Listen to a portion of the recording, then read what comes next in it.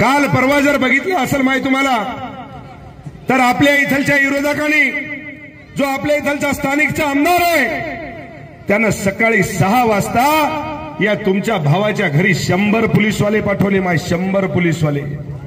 किती पोलीसवाले पाठवले?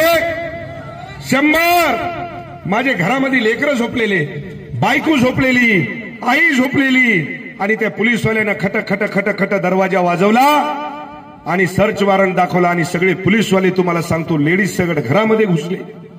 मी त्यांना म्हणलो, अरे बाबा काय चलले काय? हमारे पास कोर्ट का वारंट है बोले, तुम्हारे घर की चेकिंग करने की है. आता तुम्ही सांगा, एका आमदाराच्या घराची जर माय हे चेकिंग करत असतील कोणाच्या सांगण्यावरून, तर सर्वसामान्य माणसाचं काय आहे याचं मला उत्तर तुम्ही दिलं पाहिजे. कशामुळं? तर या ठिकाणी या हिंगोली शहरामध्ये हे जे शिवसेनेची फळी मी उभी केली, त्याचं म्हणणं आहे की तुम्ही ही उभी करायची नाही, आम्हालाच उभं राहू द्या आणि आम्हालाच निवडून द्या. अरे लोकांनी तुम्हालाही निवडून दिलं असतं, तुम्ही जर चांगलं काम केलं असतं, तुम्ही जर कुठे एखाद्या अड्ड्यावर जर सापडले नसते, तर या मायबाप जनतेने तुम्हाला सुद्धा तळहातावरच्या फोडासारखं वागवलं असतं. ध्यानात ठेवा. हे संतोष बांगर चुकीचं कधीच करत नाही. मी जे बोलतो ते अंतःकरणातून बोलतो. या संतोष बांगरनं गरिबी बघितलेली आहे की गरिबी काय असती.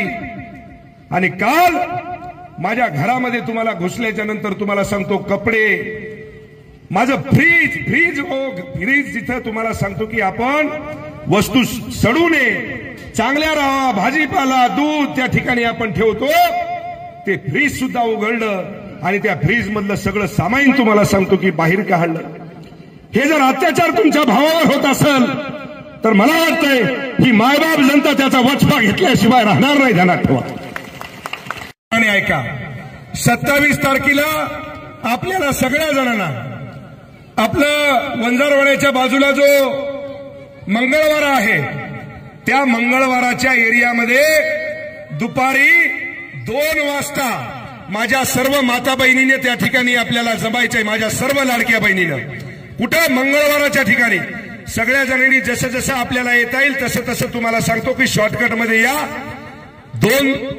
27 तारखेला दुपारी 2 वाजता आजच या ठिकाणी तुमचा भाऊ आपल्या सगळ्यांना हात जोडून विनंती करतो की तुमच्या भावानं तुम्हाला त्या ठिकाणी बोलवलंय, तुम्हाला त्या ठिकाणी मी निराश करणार नाही.